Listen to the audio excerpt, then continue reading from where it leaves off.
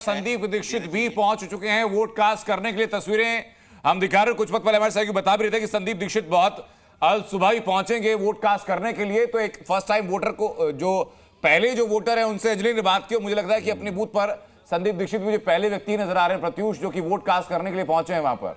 और ये एक अच्छी तस्वीर है क्योंकि सुबह सुबह देखिए 5 मिनट का वक्त हुआ है, 7 बजे से वोटिंग टाइम शुरू हो चुका है। 7:05 पर तस्वीर भी सामने आने शुरू हो गई। संदीप दीक्षित जो कि नई दिल्ली से उम्मीदवार हैं, और ये सीट इसलिए भी दिलचस्प है कि यहां पर 2 पूर्व मुख्यमंत्रियों के बेटे यहां पर उम्मीदवार हैं, और एक और पूर्व मुख्यमंत्री यानी कि अरविंद केजरीवाल, वो भी यहां से उम्मीदवार हैं।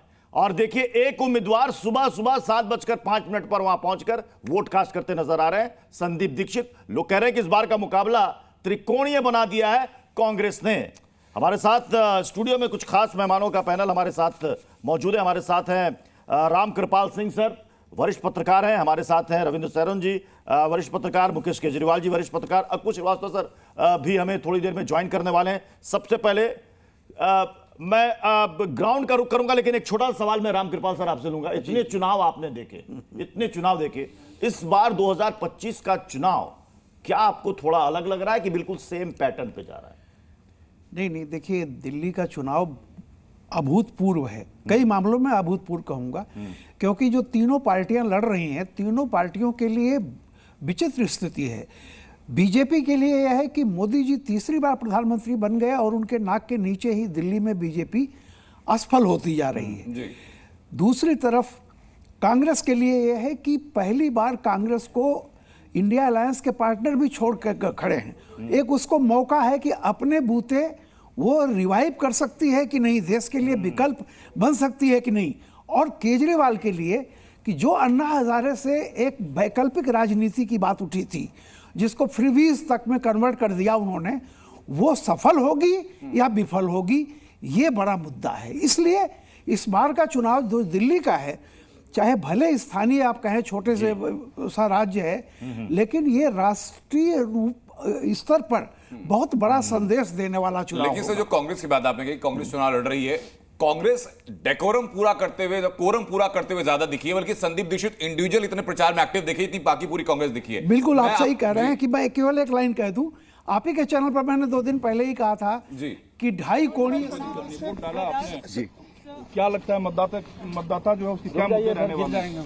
देखो, मुझे लगता है मतदाता का सीधी बात है, वो विकास के लिए वोट करेगा, उसको लगता है कि अच्छी दिल्ली के लिए वोट करेगा।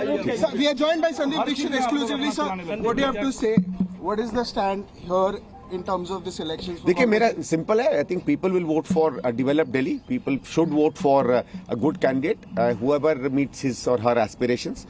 Today I will not speak about one party or another because I am also a citizen. I am also a voter.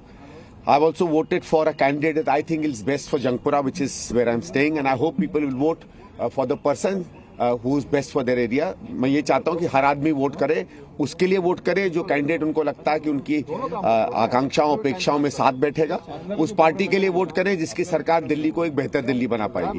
Mr. Dixit, what do you think will be the major issues as far as your New Delhi constituency is concerned? Even in New Delhi, I think ये लोग विकास देखेंगे, जो incumbent है उसका record देखेंगे, जो नए candidates आए हैं वो क्या ऑफर करते हैं उसको देखेंगे। जैसे मैंने कहा, आज तो मैं सबसे यही आशा करूंगा कि आए, वोट करें, और पार्टी को ना देखें, कैंडिडेट को ना देखें, वो देखें उनके मैनिफेस्टो में वो क्या करना चाहते हैं, कौन कैंडिडेट है जिसके अंदर में क्षमता है उनका काम करने की, विकास के लिए करें, एक अच्छी दिल्ली बनाने के लिए करें।